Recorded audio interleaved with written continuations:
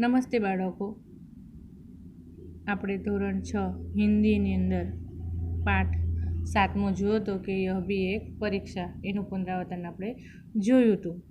હવે આગળનું પુનરાવર્તન આપ્યું છે તે આપણે જોઈશું. પુનરાવર્તન પહેલું છે કે નિમ્નલિખિત પ્રશ્નો કે ઉત્તર लिखे. એની અંદર પહેલું છે कि हमारे मन में कैसी भावना नहीं होनी चाहिए. तो हमारे मन में किसी से भी बदला लेने की भावना नहीं होनी चाहिए. हमारे मन में किसी से भी बदला लेने की भावना नहीं होनी चाहिए. बीजू है कि हस्ताक्षर करने के बाद गांधी जी ने क्या लिखा.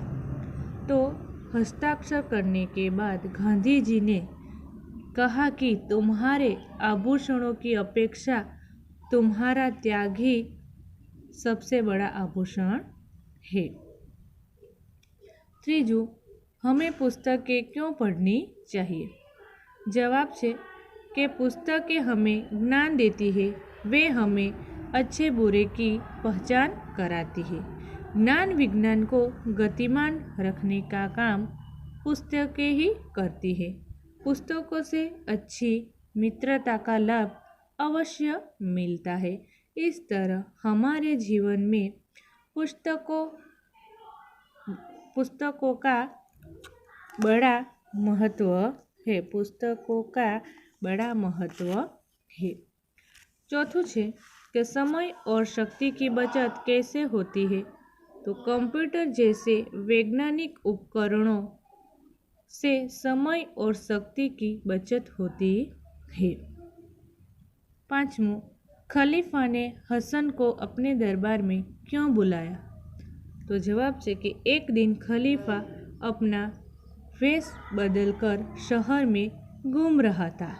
एक जगह उन्होंने कुछ लड़कों को न्यायालय का खेल खेलते हुए देखा.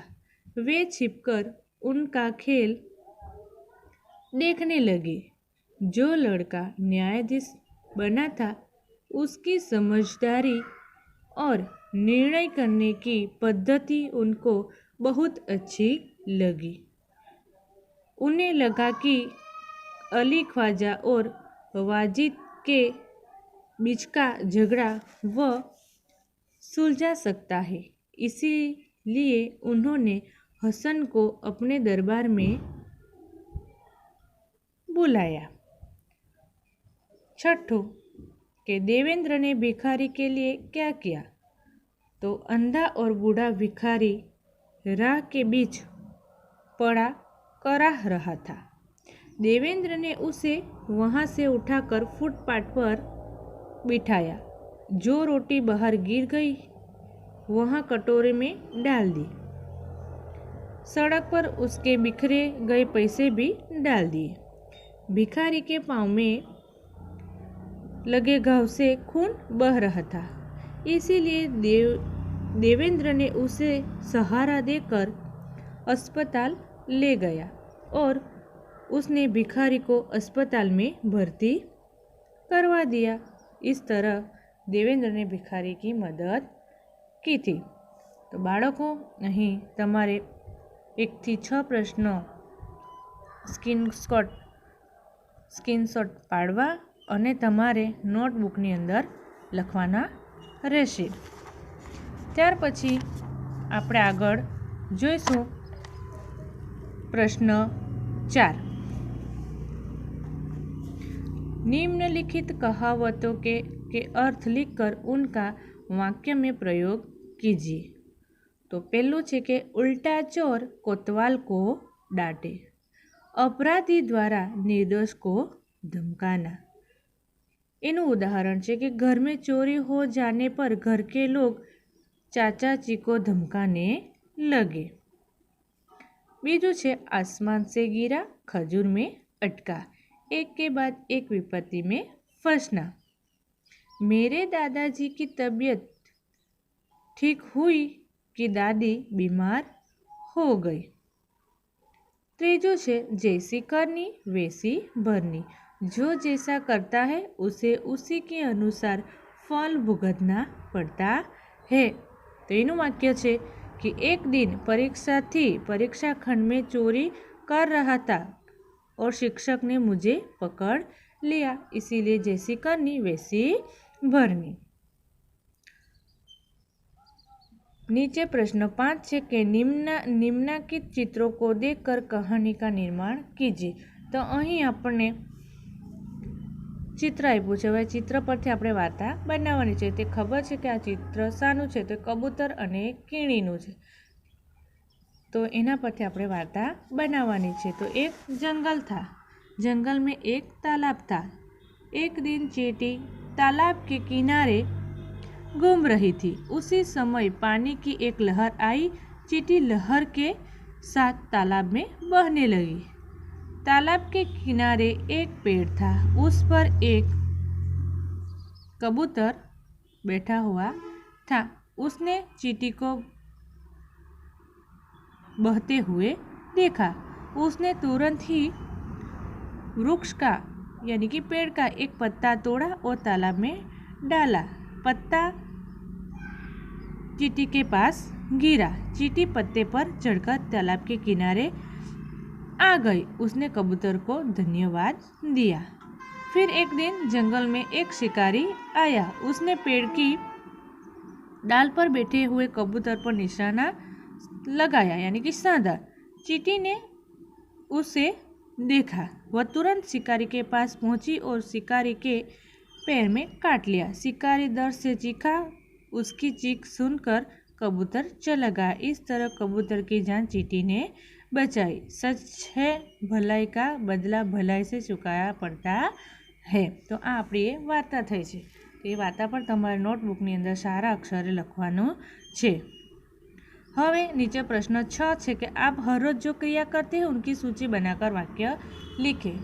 एटले कि तमे रोज सवारे शुं उठीने क्रिया करो छो? खावानुं खाओ छो तो खाना पछी वाक्य बनाना कि मैं रोज सुबह 7 बजे नहीं पर 9 बजे, मैं सुबह 9 बजे खाना खाता हूँ। तो खाना खावानी तमे क्रिया करो छो।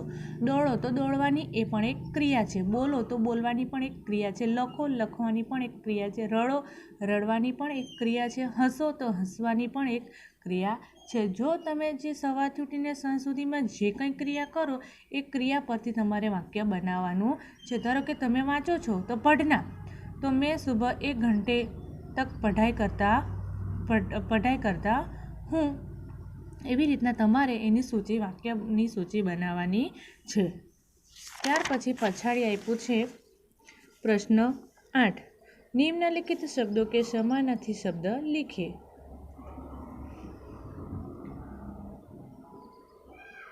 तो पहलू छे वसुधा यानी कि धरती, भूमि। तो शुं आवशे? धरती अथवा तो भूमि। धरती भूमि।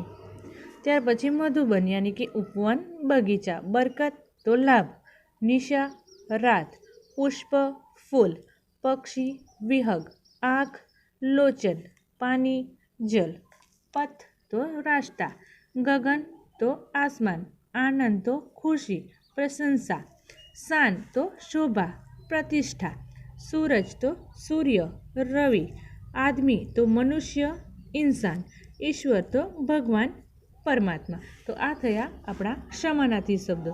हवे एनी नीचे विरोधार्थी शब्दों छे। विरोधार्थी शब्द आपणे जोईशुं। आदर तो निरादर, अंधकार प्रकाश, सुंदर असुंदर, सार्थक तो निर्थक, जीवन मृत्यु, मान अपमान, विश्वास अविश्वास, नूतन तो पुरातन। त्यार पछी छे लिंग परिवर्तन कीजिए। तो सेवक तो शुं आवशे? सेविका। कवि तो कवित्री।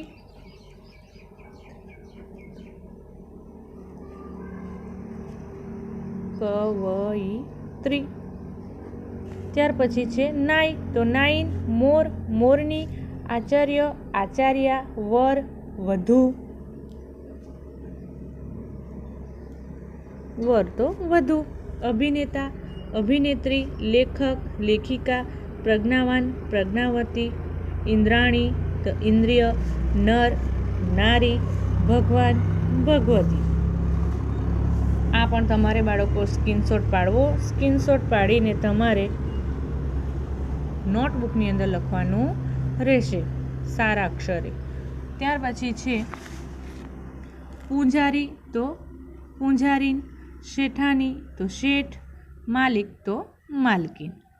આપણે આ બધા સમાનાર્થી શબ્દો, વિરોધાર્થી શબ્દો, લિંગ પરિવર્તન એ આપણે આગળ પાઠની અંદર આપણે જોઈ ગયા, પરંતુ આ એકવારનું પુનરાવર્તન છે તો આપણે જોયું. ત્યાર પછી છે વચન પરિવર્તન. ધારો કે પુસ્તક તો પુસ્તકે, ગુરુ તો ગુરુ, સડક સડકે, આંખ આંખે, લતા તો લતાએ, સ્ત્રીએ, બેટા તો બેટે ને કપડાં તો કપડે.